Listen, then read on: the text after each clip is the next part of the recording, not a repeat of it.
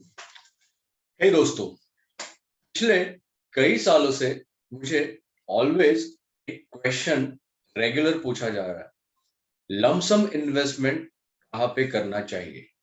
दोस्तों, आज इस वीडियो में मैं आपको, अगर आपके पास कुछ लमसम अमाउंट इन्वेस्ट करने के लिए है, ये अमाउंट आपको कहाँ पे इन्वेस्ट करना है, ये 3 सिंपल स्टेप्स में बताऊंगा। दोस्तों, मेरा नाम नितिन घाड़गे, मैं wealth coach as well as life coach हूँ और आज इस वीडियो में मैं आपको 3 सिंपल स्टेप्स में आपका लमसम अमाउंट जो भी आपके पास अवेलेबल है, वो कहाँ पे और कैसे इन्वेस्ट करना है, ये बताऊंगा। काफी सारे जो सैलराइड एम्प्लॉयज है, उनको साल में 1 या 2 बार इंसेंटिव्स या बोनस, ये 2 चीजें मिलती है।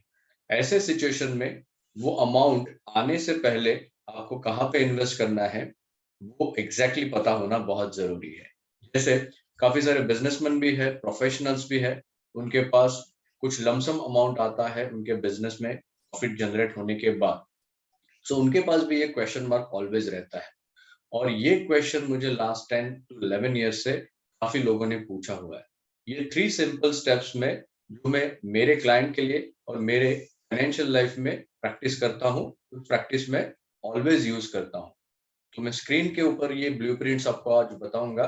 3 सिंपल स्टेप्स कौन से। सबसे पहले दोस्तों, आपको क्या करना है, आपका इमरजेंसी फंड साइड में रखना है। यस, इमरजेंसी फंड क्यों रखना है? क्योंकि आपके पास कुछ लमसम अमाउंट आया है, तो उस सिचुएशन में पहली चीज है, सारा का सारा पैसा आपको स्टॉक मार्केट में इन्वेस्ट करने की गलती नहीं करना है। क्योंकि अगर आपने इमरजेंसी फंड आपका क्रिएट नहीं किया है, तो इंटायर अमाउंट आपका, सिर्फ फॉर एग्जांपल 1000 रुपीज आपके पास लमसम अमाउंट आया है, इंटायर 1000 रुपीज आपका इमरजेंसी फंड नहीं है और आपने इन्वेस्ट किया है स्टॉक मार्केट में। ये 1000 रुपीज अगर आपके 800 रुपीज होते हैं, तो दिक्कत आ सकती है आपका इमरजेंसी जब भी आता है उस वक्त। इमरजेंसी फंड पहली चीज आपको करनी है, बट इमरजेंसी फंड क्यों रखना है? जैसे कि जॉब लॉस, अगर आप सैलराइड हो, जॉब लॉस होता है अनसर्टेनिटी में, आपका इमरजेंसी फंड आपको यूजफुल होता है। मेडिकल एक्सपेंसेस कुछ आ सकते हैं आपके, अगर आपके पास फैमिली, जॉइंट फैमिली है, पेरेंट्स है, या अगर जॉइंट फैमिली भी नहीं है आपके पास, तो आपका भी मेडिकल इमरजेंसीज आ सकते हैं, ऐसे एक्सपेंसेस आ सकते हैं। वहां पे आपको इमरजेंसी फंड बिल्कुल जरूरी है। थर्ड थिंग, अनसर्टन एक्सपेंसेस आ सकते हैं। जैसे कुछ केसेस ऐसे भी है कि टू व्हीलर में कुछ दिक्कत हो गई, तो सेकंड वापस टू व्हीलर लेना पड़ रहा है, या आपके कार में ओल्ड कार है, वो कार आपको रिप्लेस करनी है, तो ऐसे सिचुएशन में ये इमरजेंसी फंड आपका कभी भी आ सकता है।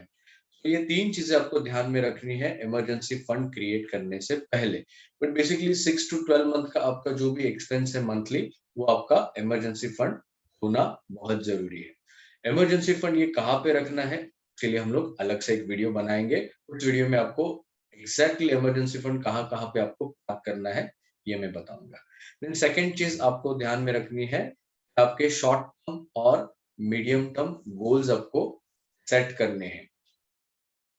वो भी आपके पास लमसम अमाउंट आता है, ये लमसम अमाउंट आते ही आपको पता होना चाहिए नेक्स्ट 3 इयर्स 5 इयर्स में आपके कौन से शॉर्ट टर्म और मीडियम टर्म गोल आते हैं। जहां तक आप शॉर्ट टर्म गोल कंसिडर कर सकते हो, 1 से 3 साल में आपके अपकमिंग कौन से फाइनेंशियल गोल्स आने वाले हैं, वो शॉर्ट टर्म में आपको ऐसा वहां पे रखना है उस गोल्स के लिए।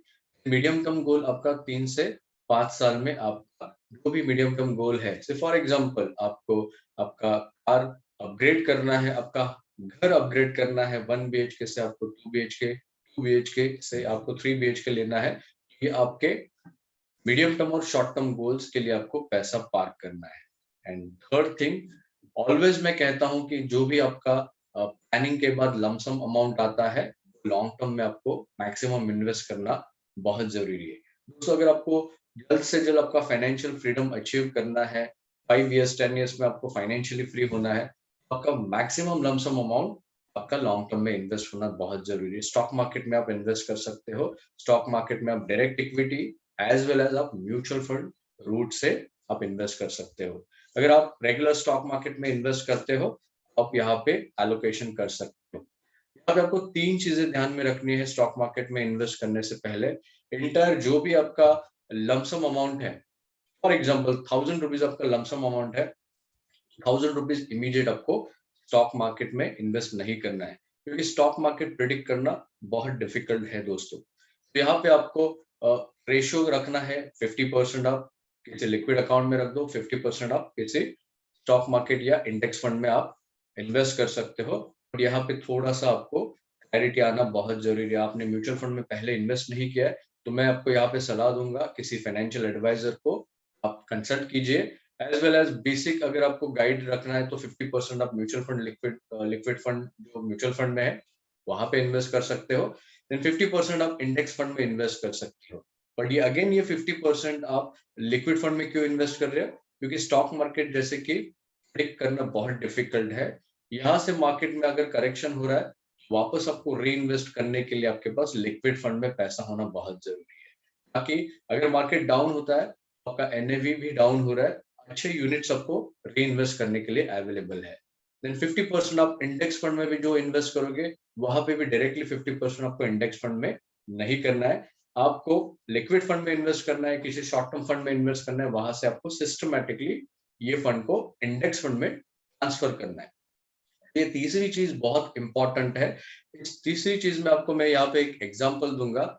जैसे कि आपको लमसम अमाउंट लिक्विड फंड में इन्वेस्ट करने के, आप स्लोली ग्रेजुअली एसटीपी उसको करते हो, उसका बेनिफिट कैसे होता है। ये स्क्रीन पे आप देखोगे कि यहाँ पे 9 मार्च 2015 को ये एसटीपी का ट्रांजैक्शन देखोगे, वहां पे आप 16,500 रुपीज इन्वेस्ट किए हुए हैं उस पर्टिकुलर मंथ में। अगर आप थोड़ा वहां पे आगे देखोगे, उसका एनएवी जो है, वो एनएवी और नंबर ऑफ यूनिट्स भी आपको वहां पे पता चलेंगे। तो ये number of units as well as NAV, ये दोनों चीजें आपको यहाँ पे है। 16,500 जो अमाउंट इन्वेस्ट किया है मार्च 2015 में, उसका करंट वैल्यू 60,500 है।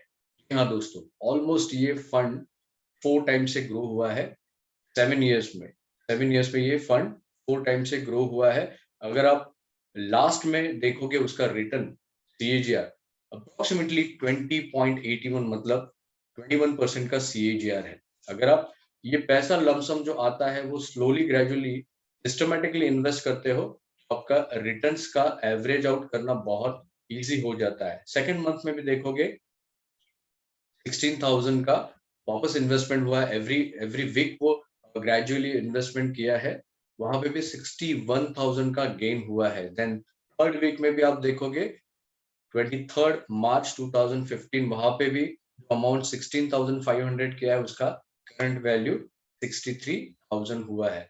तो ऐसे वो सिस्टमेटिक आप इन्वेस्ट करोगे, ओवर द पीरियड आप फंड में टोटल देखोगे, एंड में इन्वेस्टमेंट अमाउंट टोटल हुआ है यहाँ पे, लेट्स सी 4,58,000 का ये इन्वेस्टमेंट अमाउंट हुआ है। ये 4,58,000 का जो इन्वेस्टमेंट अमाउंट है, उसका करंट वैल्यू आप देखोगे तो अप्रोक्सीमेटली 16,29,000 का हुआ है। दोस्तों, लमसम अमाउंट इन्वेस्ट करते वक्त ये आप स्ट्रैटेजी यूज करते हो, आपने देखा है कि इंटायर जो फंड है वो 4 टाइम से ग्रो हुआ है। स्ट्रैटेजी इतना इफेक्टफुल है कि अगर आप पोर्टफोलियो के रिटर्न भी देखोगे, वो 22% का रिटर्न हो चुका है। यहाँ पे आप lumpsum as well as systematically ये दोनों तरीके से आपका पैसा प्रोटेक्ट भी करते हो, आपका रिटर्न्स भी मैक्सिमाइज करते हो। तो दोस्तों, इस वीडियो में आपने देखा सिंपल गाइड्स, उस गाइड से आप आपका वेल्थ क्रिएट कर सकते हो। नंबर 1 मैं रिपीट करूंगा, emergency fund. Number 2, keeping amount for short term goal as well as medium term goal, and third thing, invest amount in stock market। अगर आपका फाइनेंशियल नॉलेज भी कम है, ये 3 सिंपल स्टेप्स फॉलो करोगे, डेफिनेटली आप आने वाले 5 साल 10 साल में बहुत अच्छा वेल्थ क्रिएट कर पाओगे। बट यहाँ पे डिसिप्लिन आपका होना बहुत जरूरी है। आपके फंड्स का या आपके पोर्टफोलियो का, आपके फाइनेंशियल लाइफ का आपको रिव्यू भी करना बहुत जरूरी है। दोस्तों, अगर ये वीडियो आपको अच्छा लगा हो तो नीचे बेल आइकन के ऊपर क्लिक कीजिए और ये चैनल को लाइक कीजिए। और ये चैनल को लाइक करने के बाद आने वाले दिनों में ऐसे ही आपको पर्सनल फाइनेंस के इंपॉर्टेंट वीडियोस में शेयर करूंगा। नीचे डिस्क्रिप्शन में कुछ प्लेलिस्ट वीडियोस है, बिल्कुल आप देखिए, ताकि आपका पर्सनल फाइनेंस नॉलेज इंक्रीज हो जाएगा। दोस्तों, तब तक के लिए thank you very much. Bye, take care, आपका दिन शुभ रहे।